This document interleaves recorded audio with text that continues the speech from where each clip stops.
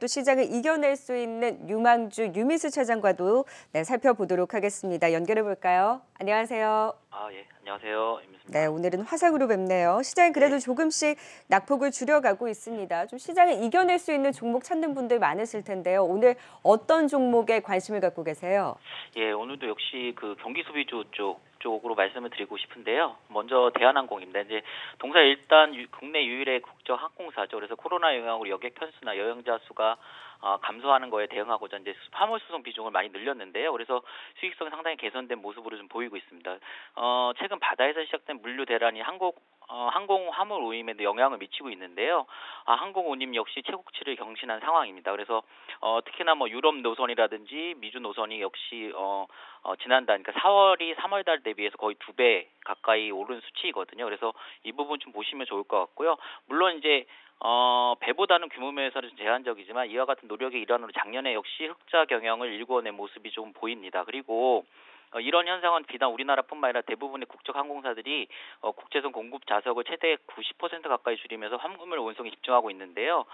이런 측면에서 국내 여행의 여행객 수에서 저가, 그러니까 LCC 업체들에 비해서 좀 열이 있지만 이런 어떤 동사가 확보한 물류 네트워크, 예를 들면 북미나 유럽 등의 운송에서 대형기를 많이 확보한 FSC인 동사에서는 상당히 우월한 점으로 좀 볼 수가 있습니다. 그래서 이런 거는 일종의 영업이익 측면에서는 해지 기능을 할 거로 보이기 때문에요. 아울러서 아시다시피 아시아나항공 인수하면서도 FSC 쪽에서는 독점 및 과점 형태를 보이고 있기 때문에 올해도 역시 흑자 기조 유지할 전망입니다. 그래서 최근에 조금 상승한 측면이 있어요. 그래서 사이정수 상승한 측면이 있기 때문에 오늘 뭐 눌림목을 좀 주는 측면이 있는 거로 보이고, 그래서 일단 목표가는 짧게 33,000원 손절가 27,000원 제시합니다. 두 번째는 같은 맥락입니다. 그래서 오늘은 하나투어 여행 관련주 한번 또 말씀드리고 싶은데요. 동사 예상대로 1분기 실적 좋지 않았습니다. 해외 여행이 가능하지 않았고 그 다음에 이제 구조조정에 대한 한파가 있었는데, 그래서 일회성 비용으로 퇴직금 등으로 해서 컨센서스 대비 상당히 적자폭이 좀 더 컸습니다. 그래서 이런 어떤 실적은 예상한 바였고, 그렇다면 향후 이보다 더 나쁠 것이냐에 대한 부분보다는 향후에는 더 나은 어떤 속도의 문제이지 더 나아질 것이라는 부분이 많기 때문에 좀 볼 필요가 있다고 생각을 하고요. 한 예로 지난 중국 노동절에 중국이 한 2억 명이 소위 한풀이 여행이라고 얘기를 하는데요.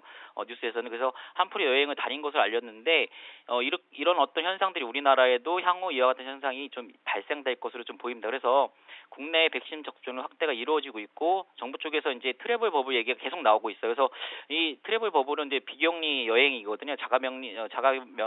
그런 격리 기간이 없는 부분. 그래서 이런 얘기가 지속적으로 나온다는 점 볼 때 향후 동남아 쪽으로 지금 얘기들이 계속 나오고 있기 때문에, 그렇다면 국내 여행 1위 기업인 동사는 한번 충분히 관심 가져볼 만한 상황이다라고 생각을 하고 있습니다. 그래서 목표가 78,000원, 손절가 65,000원 제시합니다.